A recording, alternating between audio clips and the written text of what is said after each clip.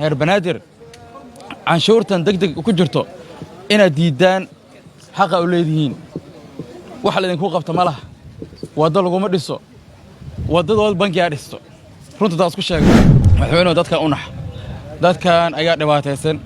shabaaba dhib ku filan ku haayo marka anaga dhib ina ku filan aan ku hayno dawlad ahaan ina lama fiicno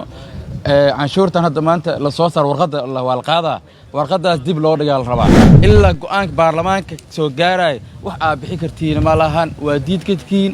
banaanbixin waa wada kartiin ilaa mid ka weyn rabna ina keentaanba oo xilwaanada hogaamiyaan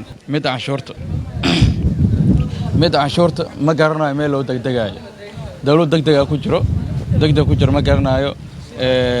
maanta oo sabti ah ayaa waxaan qornay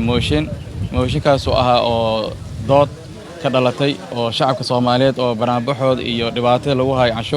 canshuur hala qaado ma xumo laakiin canshuur weeya lagu qaadaa si sharci ah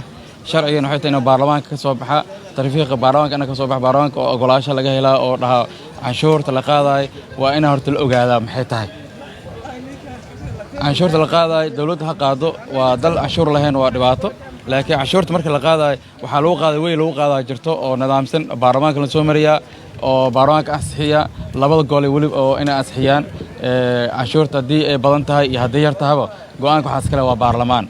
baarlamaanka waxa lama keenin niman degdeg ku jira u jeednaa oo meel ordayaan oo ma garanayno wasiirka siiba ugu dhowmana laakiin nin la dhaho agaasin waaxeed warqad soo saara uu leeyahay canshuurta waa la qaadaa dalka agaasin waaxeed mas'uulka ma aha xashaq maxamuud waa mas'uulka ah madaxweyne xashaq mas'uulka ah madaxweynuhu dadka soo dhaaratay waa dadkan dhamaantii oo wada dhaaranay madaxweynaha dalka ka ah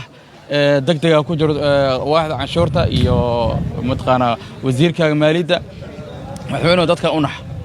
dadkan ayaa dhibaataysan shabaaba dhib ku filan ku haayo marka anaga dhib ina ku filan aan ku hayno dawlad ahaan ina lama fiicno canshuurtan hadda maanta la soo saar warqadda waa la qaadaa warqaddaas dib loo dhigaa la rabaa warqaddaas dib loo dhigo ilaa baarlamaanka ay wax ka soo saaraan qaraar oo la dhaho canshuurta waa la qaadaa laakiin waddada lagu qaadaa ha ahaato 5% ama 5 ama 3 wax lagu heshiiyo horta heshiis waxba laguma ahan marka dawladda inay degdeg ku jirto orada ku jirta orodka ma garanayno taada kale kambaniya la sii canshuur kambani la siinayo hala sii laakiin kambani la siinayo oo boqolkiiba intaas u qaadan leeyahay dawlad intaan u xaroon leeyahay dawladdan waa dhibaato ku tahay shacabka Soomaaliyeed oo waliba gobolka Banaadir canshuurta hadda la soo saar ilaa baarlamaanka go'aan ka soo saarayo wax canshuur la bixi kara ma lahan canshuurta lama bixi karo ilaa go'aanka baarlamaanka laga soo saarayo saliintu bilaabay doona dooda baarlamaanka ilaa arbacada soo doonta dood way badan aad u dheeraad doonto marka shacabka Soomaaliyeed gaar ahaan heer banaadir canshuurtan degdeg ku jirto inaad diidaan xaqa u leedihiin